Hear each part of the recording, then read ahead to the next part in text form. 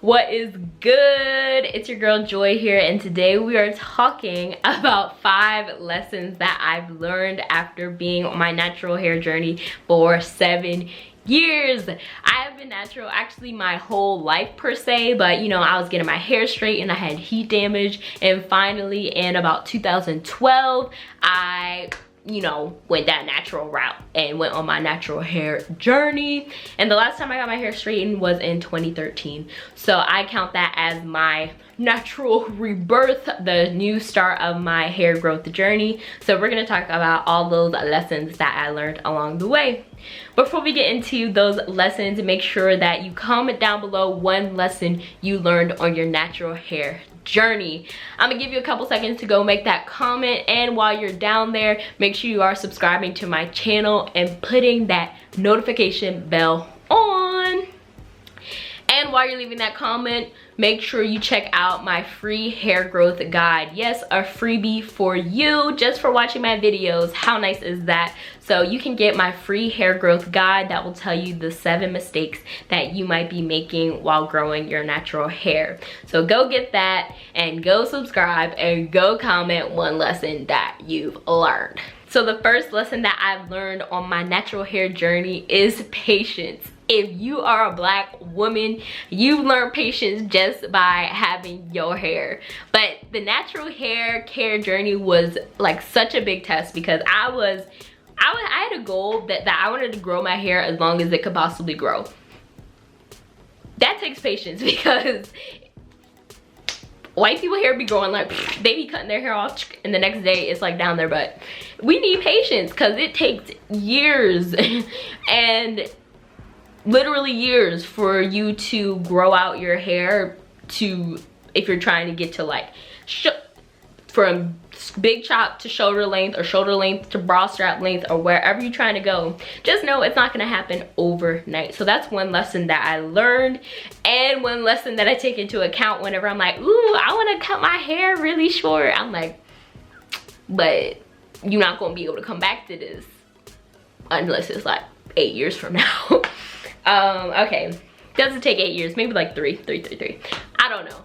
What am I saying? Okay, let's get into the second lesson that I learned. So the second lesson that I learned was, don't compare your hair to other people's, because there are so many different factors that can control your hair.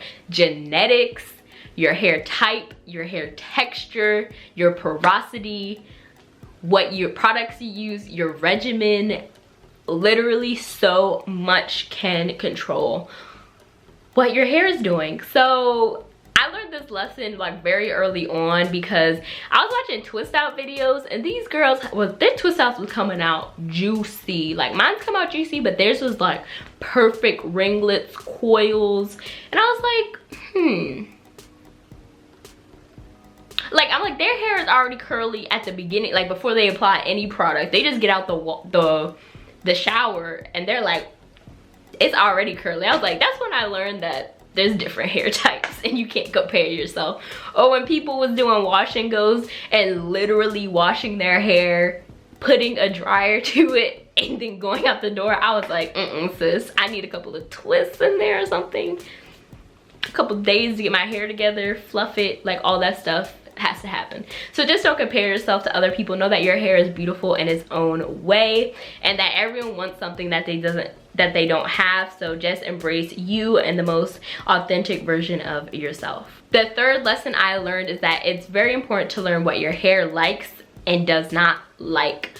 So when I say this, I actually say this in a lot of my videos, and sometimes people are like, what do you mean by that? And I just mean, like, if you find out early on that like coconut oil actually like makes your hair flaky or dries up your hair, then stop using coconut oil. Like, don't use it then. Like, just because everybody's using one type of hair brand, everybody's obsessed with Shea Moisture, and you just don't like it, like maybe Shea Moisture tangles up your hair, or maybe this brand does this, like, then don't use it. Like, that's the thing about hair care. It's just like skincare. Like, some skincare products aren't gonna work on your skin, some are. You might just look at somebody and be like, we have the same type of hair, and you probably don't.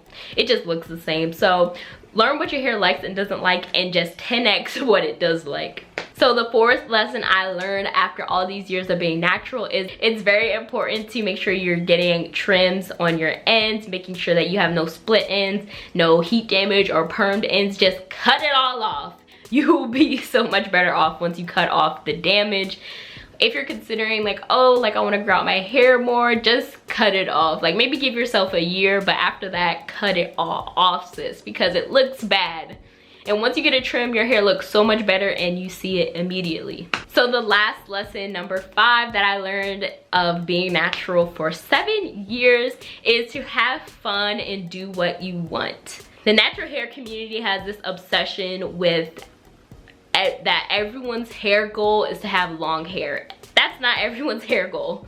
Some people want healthy hair. Some people want blonde hair. Some people want cute style. Some people want a bald head. Everyone's goal is not the same, so therefore do what you want. Especially YouTubers now. Like, YouTubers are getting so much hate if they decide to cut their hair, dye their hair. Like, we are humans too. We can do what we want with our hair. So do what you want and know that it is beautiful. Know that hair grows if you want to cut it and all that jazz. So those are the 5 lessons I learned after being natural for 7 years. I hope you guys enjoyed this video and you check out my new hair care brand, Joyful Bee.